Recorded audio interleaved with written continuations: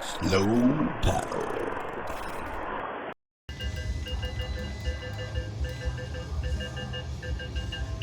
What's happening? I gotta turn something off. I don't know which thing's going. Alright, alright.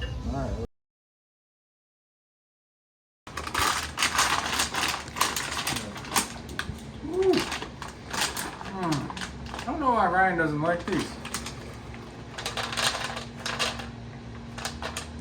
They're not cheap. But they actually are, because they're part of the public breeding program. So they're like some of the newer hops without the, they're not owned by one of the hop growers like Simcoe or Amarillo or Citra and all those. So that's why I got the rhizomes for those, because I could. Smells good. That's wonderful. There you go. Which ones are these? Kashmir and Zappa. Oh, there's our alarm. We were a little bit premature. There's some sorghum-ices just to help the yeast out.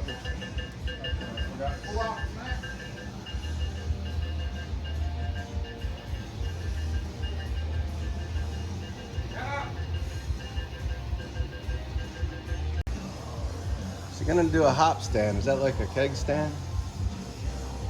No. It's a hop stand. What exactly does the hop stand Oh, do? what is it? Okay.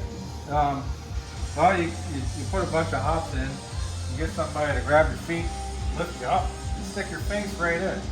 That's a keg stand. A hop stand is bringing the temperature down a little bit. You extract aroma and flavor compounds, try to minimize the additional bitterness. You're going to get some bitterness. To me, that seems like it's been a good opportunity to impart flavor and aroma. It kind of stays with the beer.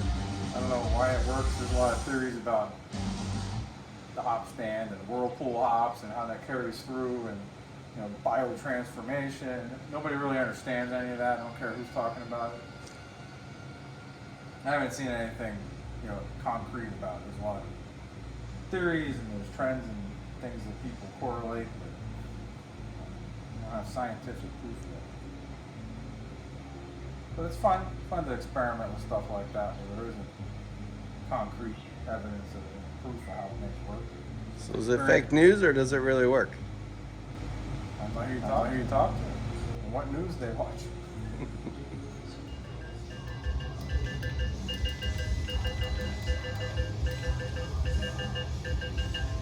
What's happening? I gotta turn something off. I don't know which thing's going. Alright, there we go. Alright, so what's our next beer? Lollihop, double IPA. It's got the trifecta, mosaic, citra, and a Zappa from Troegs. Awesome. Hershey, PA. No chocolate in the beer. That's England that does that. Troegs knows better.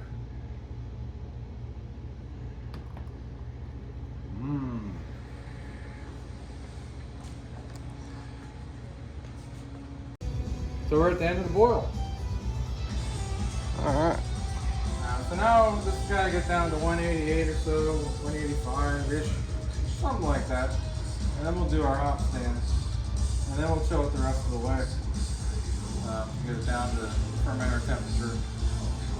Put it on the glycol.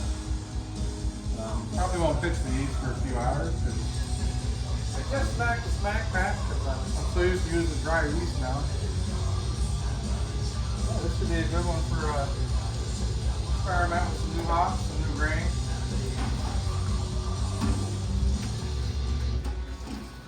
And be able to drink it on the patio. What's your thoughts on the smack pack versus a traditional starter, yeast starter? I mean, the smack pack, I guess, is good because you get some visual indication that your yeast is healthy before you use it. And this is only going to be 1.055 or so. If it was above like 1.06, I'd probably make a starter. In this case, It's not working. More recently, I've been using the dry yeast because it's much easier to keep. You don't have to make a starter. You don't have to rehydrate it. I think that's a waste of time. I will tell you my opinions when you're ready for them. I hope you're ready. But there's a lot more variety in the dry yeast now too. When I started homebrewing, dry yeast was the only thing you could get, and then the liquid yeast came out, and it was far superior to any of the dry yeast. And now we're back to the dry yeast again. So how do you feel about that whole cycle? Oh, I didn't realize you started with Charlie Paisley. Yeah, yeah. Yeah, I think it makes sense. I mean, they just keep improving everything. So, well, you have like, you could get Munton's yeast for a while. It was just like an English yeast. There was Nottingham yeast. I forget who made that. Nottingham was pretty good. I used to use that back before dry yeast was cool. It still had that kind of like, I don't know, red yeast kind of flavor to it, but I think now the ones that are out there, they find ways to isolate those strains that work for dry yeast. I'm kind of surprised now they have lager yeast, Belgian strains, pretty much anything. They kind of cover the spectrum. You don't have the variety of those liquid yeast, but I'm guessing they'll get there eventually. So you're not gonna run the wort through the chiller? I might. So well, we still got to do the whirlpool hops, and then after that, I might do a no chill method. No chill. No chill. But there will be chilling because I'll let the glycol take it down. I don't want to make it work too hard, but maybe like the lower 125 degrees if it gets down there.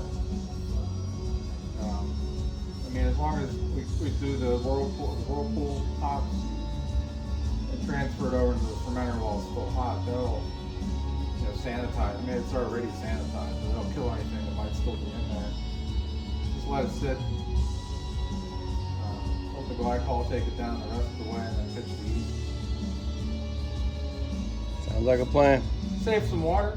That's what they do in Australia or some areas that have water issues, like California or Las Vegas. They use the plastic, what they are. We'll call it plastic though. Actually, I have some. But they let it sit on the ground, and that pulls all the heat out of it slowly. You don't have to use any water, but because you put it in there hot, you don't have to worry about contamination because this hot wort itself sanitized. And you don't use any water. You just lose. I mean, you basically can't drink your beer until 8 hours more. That's what all cools down.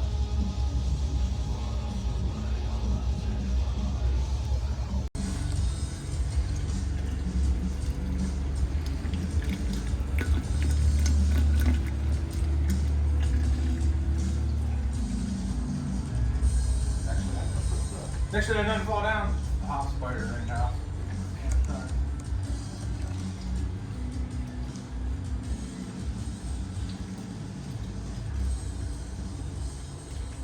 If you have arachnophobia, I don't recommend a hop spider. But if you're good with spiders, they come in very handy. So what I'll do is I'll add the hops in there. I'll keep it out of the most of the wort. We'll just recirculate it now to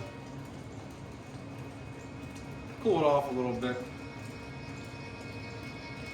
Some of you are probably asking, what about hot side aeration and all those flavors?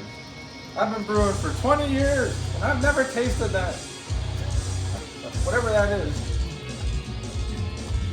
Somebody needs to send me a sample of hot side aeration so I know what it tastes. And if you're ever in Florida, check out Masturbate and Tackle.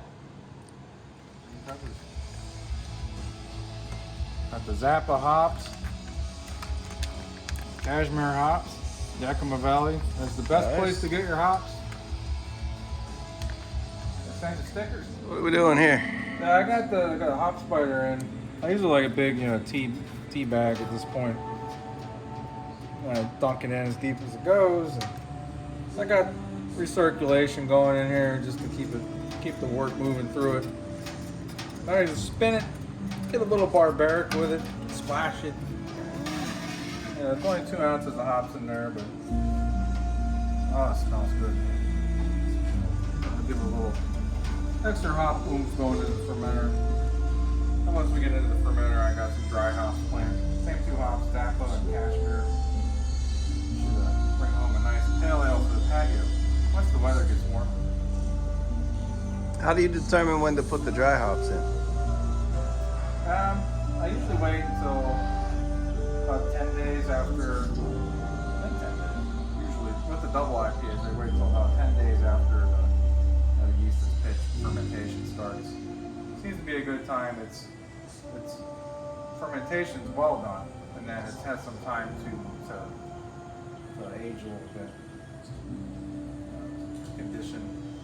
So more recently I've been dry hopping cold. I'll crash it down. I've been crashing it down to the 30s, dry hopping. That's worked for 3 or 4 days. That works pretty good. You get nice hop character without the vegetal types of flavors. This one I might try a little bit differently. I might go a little warmer, like drop it down to like 45, 50, and dry hop at that temperature. Let's see if I can shorten that a little bit, because what I did last time was I tried like a 2-day dry hop window at like 35 degrees. It didn't work as well as like a 4-day dry hop window that I found at that temperature. I was kind of surprised. I've been reading about people doing their 2-day, real short cold dry hop. What I found, the problem I had was that the hops were still floating a lot more than after 4 days. They were compacted down into the cone of the fermenter more. So I lost almost a gallon of beer because there was just so much slop still floating around in the fermenter. That's unacceptable. So this time I'm going to try a little higher temperature and maybe go like 3 days. See if I can pull the hop character out I want and not waste valuable beer because it just hasn't filtered out. It's time to transfer over to the tank. No matter. We're going to transfer it over hot. Let it cool with Mother Nature. Glycol take over eventually. See it coming in.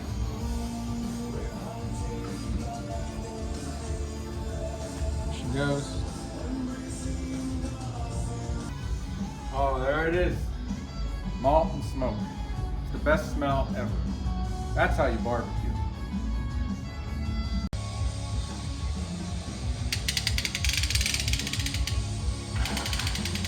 Oh, it's like prom night.